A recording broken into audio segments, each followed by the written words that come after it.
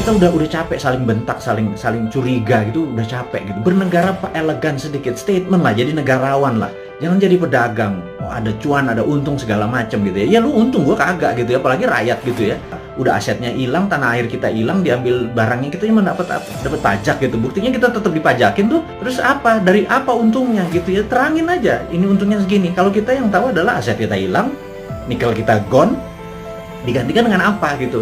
Jangan sampai anak cucu kita bilang, Eyang, dulu Indonesia menghasil nikel ya? Nikelnya di mana ya? Tahu. Kita dapat apa waktu nikel itu dijual? Nggak dapat apa-apa. Kita dapat virus.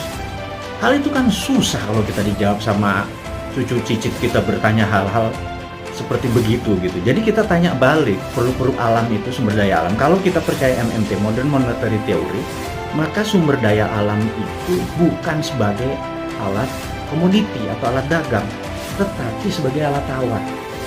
Jadi keuntungannya itu bukan hanya dari jualan, tetapi ada benefit lagi. Jadi di atas financial benefit, Anda para pejabat sekarang tuh apa-apa kan financial benefit. Kita dapat untung, dapat untung. Selalu untung dan cuan gitu ya. Cara bernegara segitu kesannya kayak anak TK gitu ya. Karena kalau cara bernegara di atas keuntungan materi itu ada namanya humanitarian benefit, keuntungan atas nama kemanusiaan. Terus ada namanya nasionalis, keuntungan untuk negara gitu ya. Bukan hanya keuntungan sekedar dari pajak, dari dagang, dari selisih jual beli gitu ya. Tapi humanitarian, atas kemanusiaannya. Anak cucu kita masih benefit gitu ya. Nah, kalau kita pakai SWF, Sovereign Wealth Fund, itu asetnya masih di situ.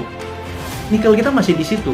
Nah, kita mendapatkan funding dari situ untuk membangun sektor yang lain. Jadi dana yang masuk itu untuk membangun apa? Kok kita masih ngutang? Saya bingung sekali. BUMN rugi, kita masih ngutang, aset kita hilang. Kami ini gelisah, Pak. Kami ini ingin menjadi negara berdaulat, dan kami ingin terbukalah. Karena kalian tidak berbicara selama PPKM ini, ya sudahlah. Kami aja lah yang muda-muda ini, yang punya ide new mind ini yang berbicara. Oposisi juga nggak bicara juga. Kalaupun mereka bicara juga nggak ada solusinya. Beda kalau new mind itu selain berbicara, mengkritik, ada solusi-solusinya. Itulah membuktikan bahwa kita ini NKRI garis lucu, bukan garis lurus lagi gitu. Di atas lurus itu lucu gitu ya. Karena semuanya jadi seru, jadi lucu, jadi fun gitu.